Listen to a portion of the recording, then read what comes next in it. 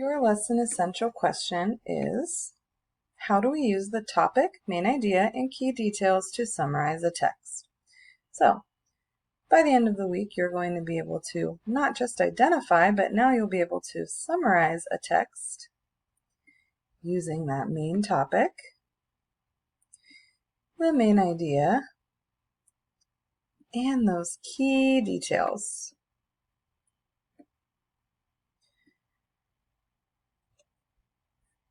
You might remember from last week that the main topic of the text is what the text is all about.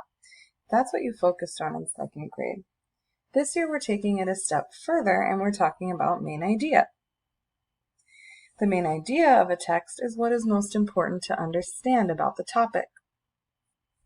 And then those key details are those most important details about the main topic.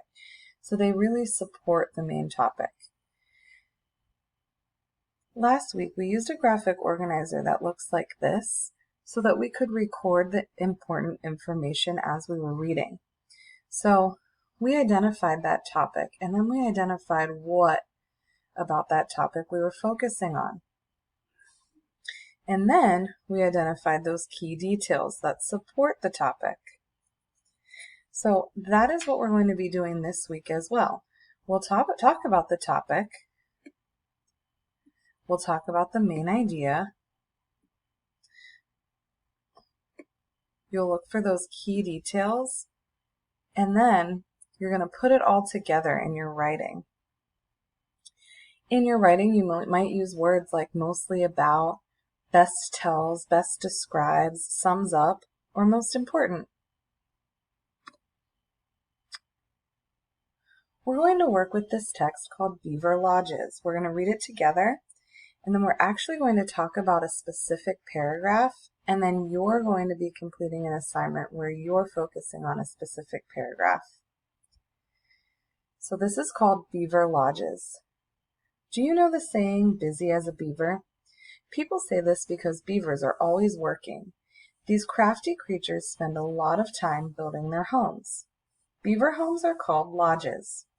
Lodges are found along streams, rivers, ponds, and lakes. Beavers build these homes from branches and rocks. They use mud to hold them together. When they can, beavers build their homes into the banks along the water. Other times they need to make a safe spot first. To do this, they build a dam from logs, branches, and mud. They get the logs by gnawing at trees until they fall down. A dam is like a wall that blocks water from flowing. It then forms a pond. Once the dam is built, beavers can get to the business of building their lodge. Beaver lodges are shaped like a dome. They are usually about 10 feet high and 20 feet across. Many lodges have at least one underwater opening. To get inside, the beavers must swim underwater. These secret openings keep out unwanted predators. Inside the beaver lodge are different rooms. There's an eating room and a nesting room. The floor of the lodge is built up out of the water. It is also made from rocks, branches, and mud. It is covered with plants and other soft materials. A family of beavers lives in a lodge.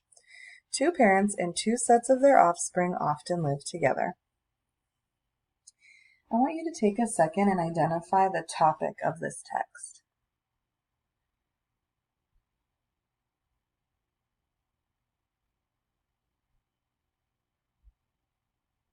So this text, I'm sure you identified, was all about beaver homes, right? I want to specifically look at paragraph 3. When they can, beavers build their homes into the banks along the water. Other times they need to make a safe spot first. To do this, they build a dam from logs, branches, and mud. They get their logs by gnawing at trees until they fall down. A dam is like a wall that blocks water from flowing. It then forms a pond.